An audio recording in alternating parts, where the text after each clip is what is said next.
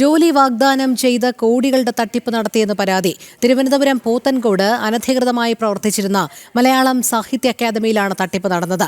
43 പേരിൽ നിന്നായി ജോലി വാഗ്ദാനം ചെയ്ത് 3 കോടിയോളം രൂപയാണ് തട്ടിയെടുത്തത് എന്നുള്ള പരാതിയാണ് ഉയർന്നിരിക്കുന്നത്. ദിസ്ന സുരേഷ് ചേരുന്നു. ദിസ്ന, ജോലി വാഗ്ദാനം ചെയ്ത് കോടികളുടെ തട്ടിപ്പ് നടത്തിയെന്ന പരാതി ഉയരുകയാണല്ലോ.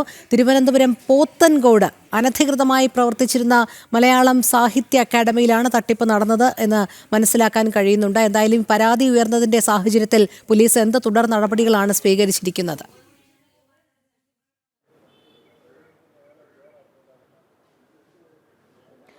രോഹിണി, തീർച്ചയായും പലതരത്തിലുള്ള തട്ടിപ്പുകൾ നമ്മൾ കേട്ടിട്ടുണ്ട്. പക്ഷെ മലയാള സാഹിത്യ അക്കാദമിയുടെ പേരിൽ സാഹിത്യകാരന്മാരുടെ പുസ്തകങ്ങൾ പ്രസിദ്ധീകരിക്കുന്നു, അത്തരത്തിലൊരു ജോലി വാഗ്ദാനം ചെയ്തുള്ളൊരു തട്ടിപ്പിലേക്കാണ് ഇവർ കടന്നിരിക്കുന്നത് എന്നത് തന്നെയാണ് ഏറ്റവും എടുത്തു പറയേണ്ടത്. 6 മാസത്തെ പരിശീലന കാലയളവിൻ്റെ അടിസ്ഥാനത്തിലാണ് ഈ ജോലിയിലേക്ക് കയറുക എന്നൊരു ഉപാധി വെച്ചിരുന്നു.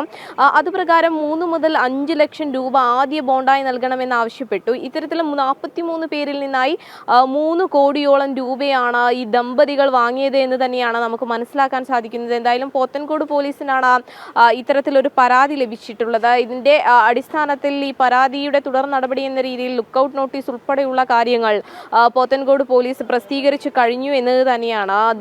ദമ്പതിമാരാണ് ഇത്തരത്തിലൊരു സ്ഥാപനത്തിലേക്ക് റിക്രൂട്ട്മെന്റ് നടത്തിയത് എന്ന് തന്നെയാണ് മനസ്സിലാക്കാൻ സാധിക്കുന്നത്. അവരിപ്പോൾ ഒളിവിലാണ് കഴിയുന്നത് എന്നൊരു സൂചന കൂടി നമുക്ക് ലഭ്യമാകുന്നുണ്ട്. എന്തായാലും സർക്കാർ അംഗീകൃത സ്ഥാപനമാണെന്നും സർക്കാർ വേതനത്തിന് തുല്യമായ തുകയാണ് ശമ്പളമായി ലഭിക്കുക എന്ന് പറഞ്ഞ് തെറ്റിദ്ധരിപ്പിച്ചാണ് ഈ ആളുകളിൽ നിന്നും ഇത്തരത്തിലുള്ളൊരു തുക വാങ്ങിയത് എന്നത് തന്നെയാണ് നമുക്ക് മനസ്സിലാക്കാൻ സാധിക്കുന്നത്.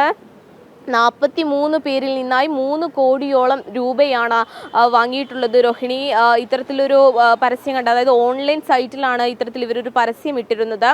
മലയാള സാഹിത്യ പുസ്തകങ്ങൾ പ്രസിദ്ധീകരിക്കുകയാണ്, അതിൻ്റെ ഭാഗമായാണ്, അവിടെയാണ് ജോലി എന്ന് തെറ്റിദ്ധരിപ്പിക്കുന്നു. അതോടൊപ്പം തന്നെ ഇത്തരത്തിൽ കാലയളവുണ്ട്, ഈ ജോലിക്ക് 6 മാസത്തെ കാലയളവുണ്ട് എന്ന് തെറ്റിദ്ധരിപ്പിക്കുന്നു. 3 മുതൽ 5 വരെ ലക്ഷം രൂപ ആദ്യ ഘടുവായി ബോണ്ടായി നൽകണമെന്ന് തെറ്റിദ്ധരിപ്പിക്കുന്നു. അങ്ങനെ 43 പേരിൽ നിന്ന് 3 കോടിയോളം രൂപയാണ് ഈ സ്വകാര്യ സ്ഥാപനത്തിന്റെ പേരിൽ വാങ്ങിയത് എന്ന പരാതിയാണ് ഉയർന്നിരിക്കുന്നത്. പോത്തൻകോട് പോലീസ് അന്വേഷണം ആരംഭിച്ചു കഴിഞ്ഞു. പ്രതികൾക്കായി ലുക്കൌട്ട് നോട്ടീസും പുറപ്പെടുവിച്ചിട്ടുണ്ട്. രോഹിണി, ശരി, ദിസ്ന സുരേഷാണ് വിവരങ്ങൾ നൽകിയത്.